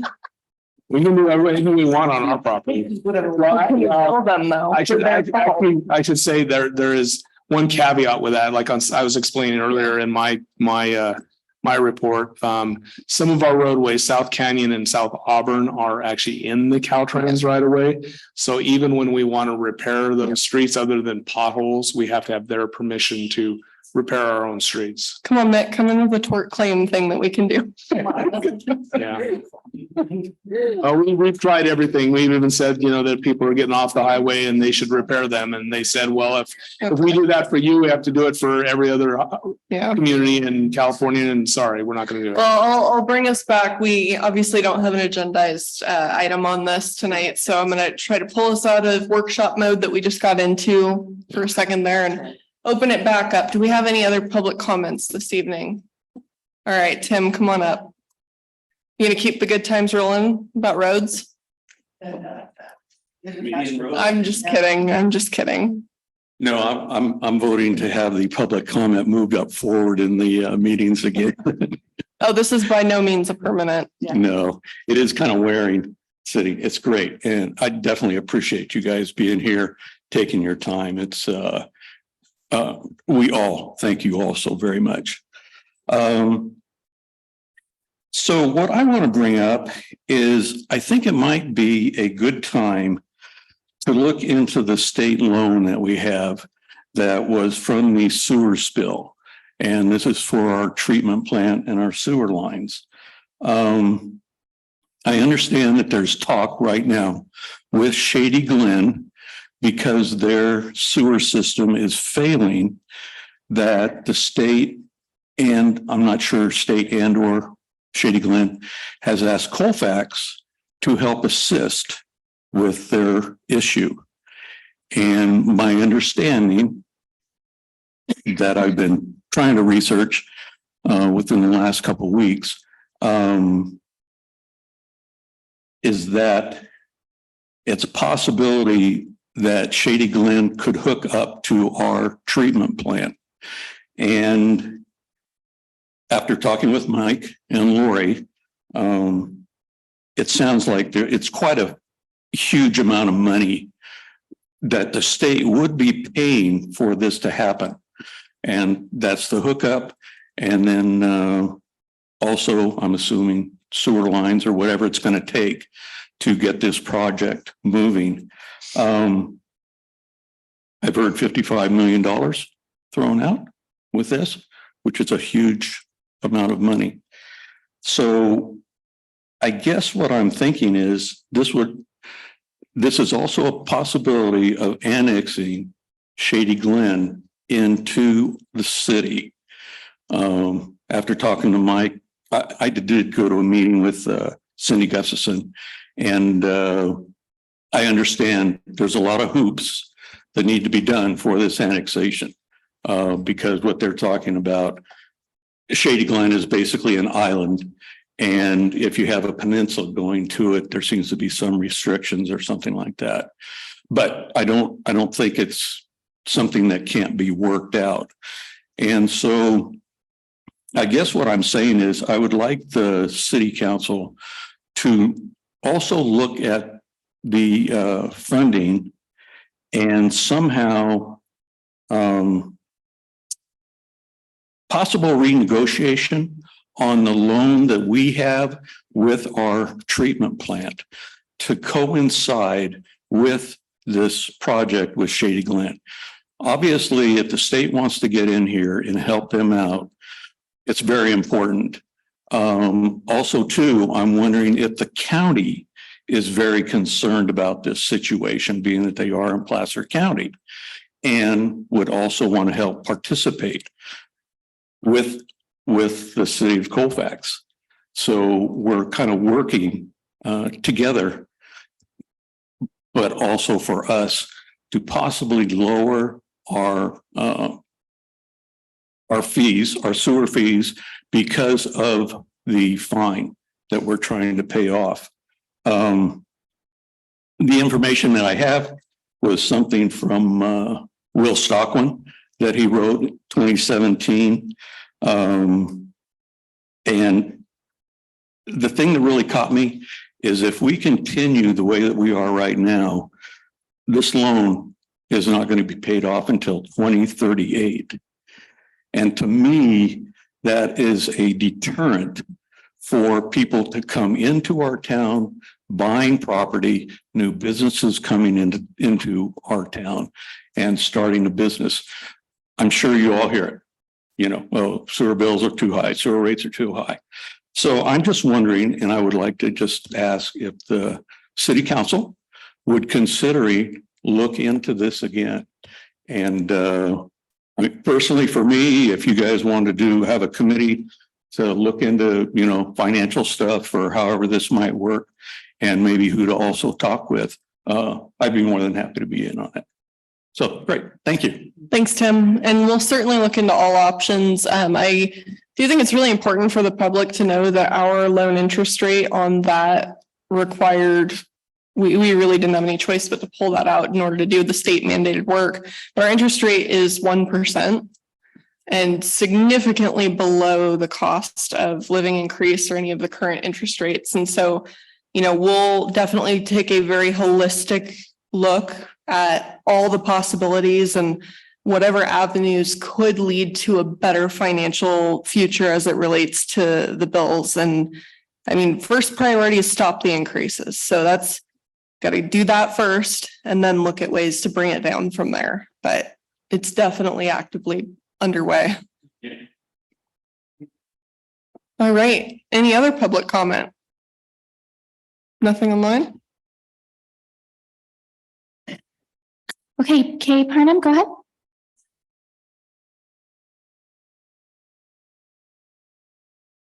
You there, Tom?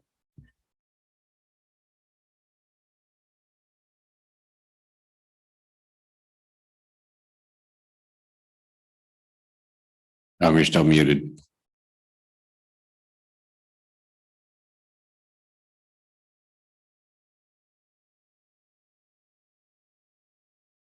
Oh, he's walking in the door. Yeah.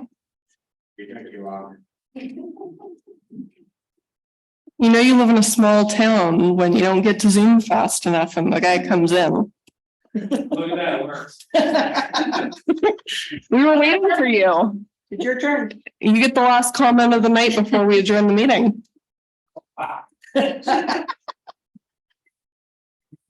See, this is why they took the sign down that says birds aren't real. I'm gonna say, I think he wore that shirt down here on purpose. First of all, I'm Tom Parnham. I live here in city, and Larry, birds aren't real. All the birds were killed by the CIA back in the 70s and replaced with drones. And that's why we got rid of the bird sanctuary thing. Anyway, I'm sorry. That's a comment on conspiracies.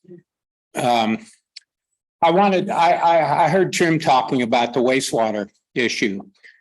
And I didn't even get to listen to what he got to say. I just ran down here because I told him I'd be here.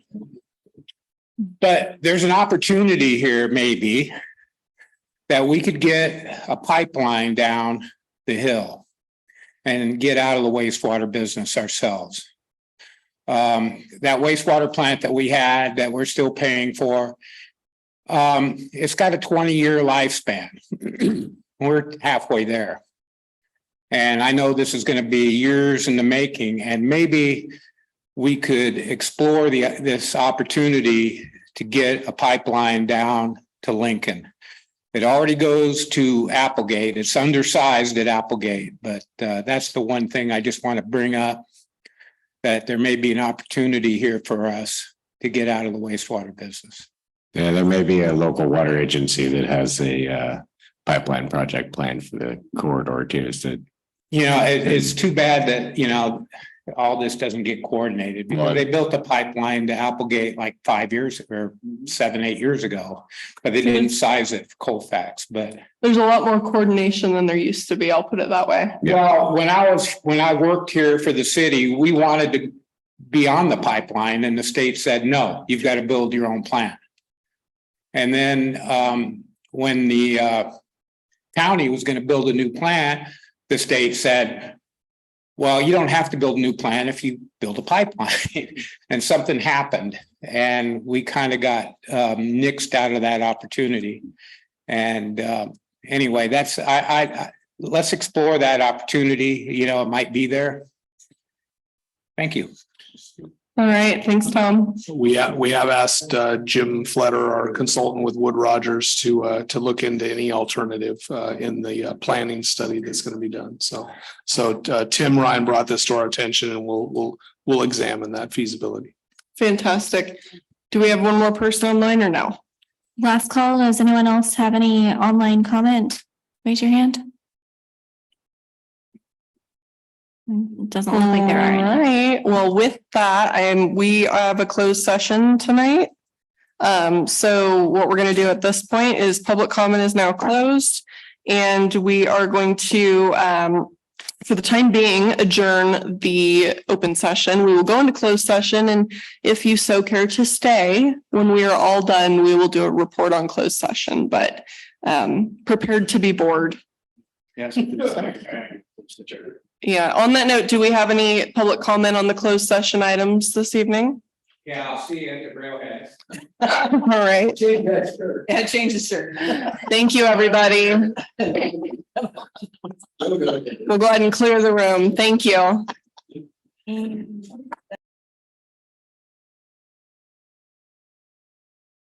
All right, we are back. We have reconvened the open session, and there is no reportable action from closed session, and we're adjourned. Nice to meet you.